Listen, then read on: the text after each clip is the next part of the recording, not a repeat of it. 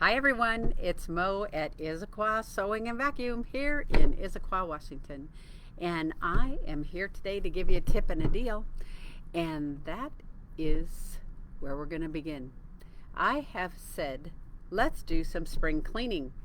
So for all of you that completely emptied your sewing rooms and you've been waiting for me to tell you how to put that back together, I've got a tip today. Last week we talked about surfaces and making sure your sewing center was set up, your cutting center, and your ironing, your pressing station. That was all last week. Those three things should be exactly where you want them. So today we're going to talk about your fabric stash. And I know you're going to go find everywhere in your house you have hidden fabric. And it's okay, there's no shame in that. No, you have got it everywhere. It's probably hidden under beds, it's probably in closets, it might be in your garage, all organized in bins and whatever. That's fabulous. If you have a wonderful system that's working for you, that's great. I'm here to talk to those who maybe want to have a little bit different means of organization. There are loads of different ways to organize fabric. Some of them might be by color, some of them might be by collection. There are just so many different ways to do this, but whatever way you choose, that's the right way for you. I'm just going to give you some tips on how to identify that, all right? If you are somebody who wants to store your fabric in bins, it is nice if you have bins that possibly you could fold your fabrics into fat quarters or yards or half yards. That's what's happened here. You might have a bin that has a lid on it. When you get into a bin that you can't see directly what is inside, we have to look at some ideas for labeling. Excuse me. I'll be right back. So sorry. If you have a label on the bin, you'll be able to identify right away what's inside of it. And you might have your bin of blues, or you might have your bin of Kona blenders, or you might have just specifically put a label on that bin so you can identify easily and quickly. Labeling in your sewing room is your friend. It truly is your friend. These are put together and folded like fat quarters, right? So I'm going to come down and show you some folding techniques for your fat quarters. I apologize everybody for, you guys just get me so choked up. So this is a fat quarter. That means we're 22 inches by 18 inches, correct? You could be doing this with a half yard also. Typically to fold, you'll fold once in half. You'll fold once in half again. And then I'm going to tip in to center. I'll tip in to center again and then fold those in half, and you've got a fat quarter all ready to go and ready to store away. This is if you want to put them into your bins, or some folks have drawers. Here's another good suggestion. If you have room to store fabric under a bed, you could get those long shallow bins that are for wrapping paper. Traditionally they're for wrapping paper, and they will hold fabric wonderfully. But what I do want to say, and I'm going to come back up to my face, I'm going to zoom in and tell you, do not put them out of sight, out of mind, because out of sight, out of mind means that you're going to forget what wonderful collections you have. Make it so that you can find your fabric, easily get to it, and even do some blending of colors. You might have all of your blues together, but you know that complementary tone to blue, it's orange. And so how far away are those complementary tones? That's just something to keep in mind. You want to be able to put your color waves together. I'm going to back away now and show you. Look at this here. Imagine that this is your bookshelf, what I have here in the basket. And what I have in the basket, if you imagine this to be shelving, it's a basket right now, but shelving, These are fabrics organized on comic book boards. There are fabric boards out there and there are comic book boards, and they are different. I believe that the fabric boards are more like a corrugated cardboard and have little tabs that hold your fabric down, but they are quite a bit more expensive.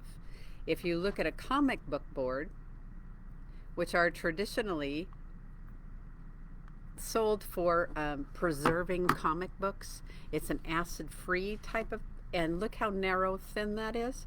This is a comic book board. You can organize your fabric on this. So I have one here. I've organized, put the fabric on here and pinned it to the back. Once before in snippets I said to you, I'm going to tell you what you can do with all those pins of yours that have plastic heads on them, right? This is what you can do. You can pin your fabric to comic book boards because you're not going to be pressing and melting the heads of those pins. So when I come to a comic book board, and I have one right here, I will take that fat quarter, and you have a couple of choices. I've opened it up and kept it narrow.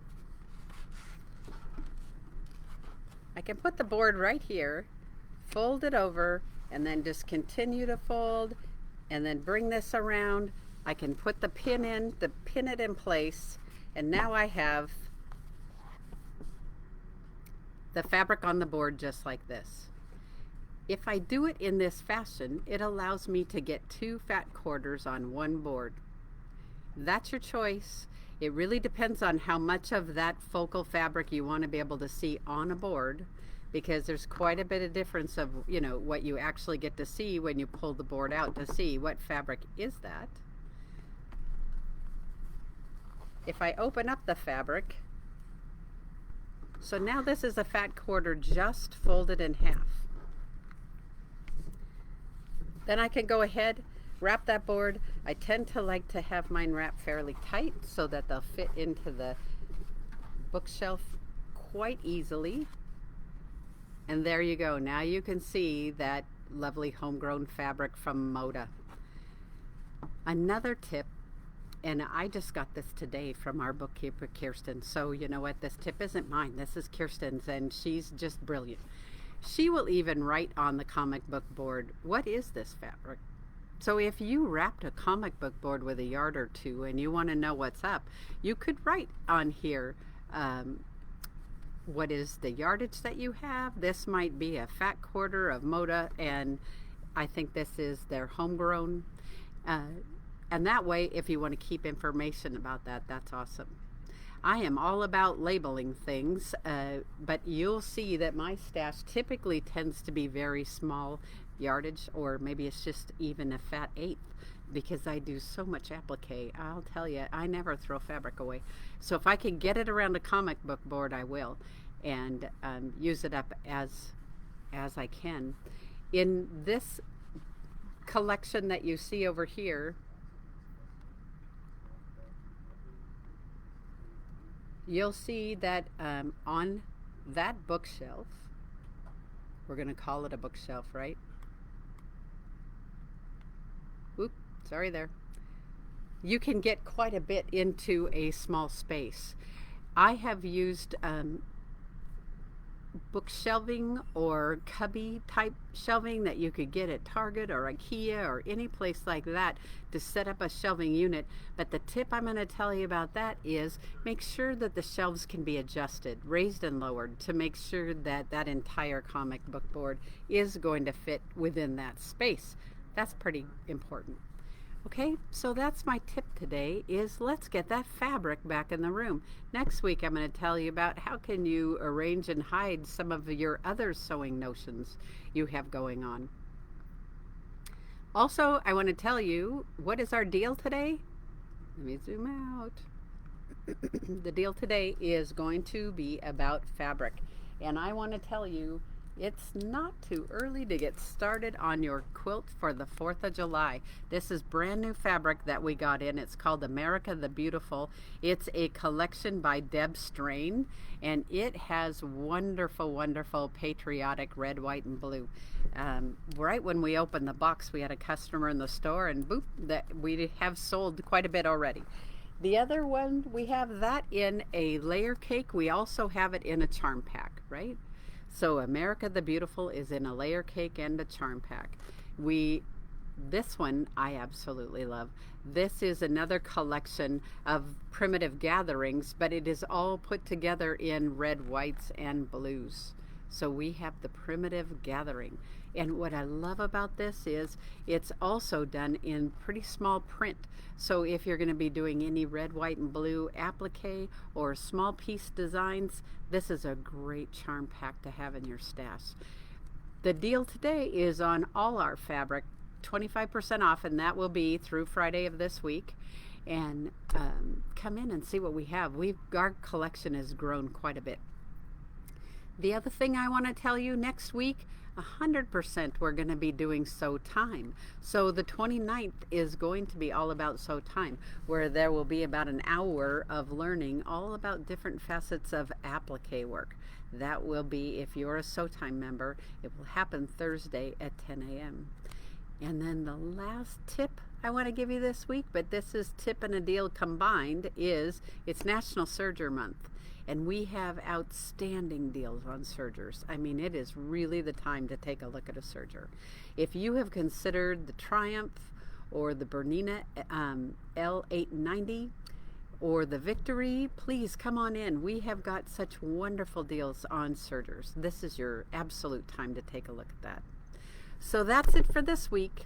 And I certainly am going to be working on all these tips and tricks about how to store away notions. And I welcome you guys sharing any more information with me as possible as we move forward to get our sewing center set up, just so that it's a great, comfortable place to go and relax.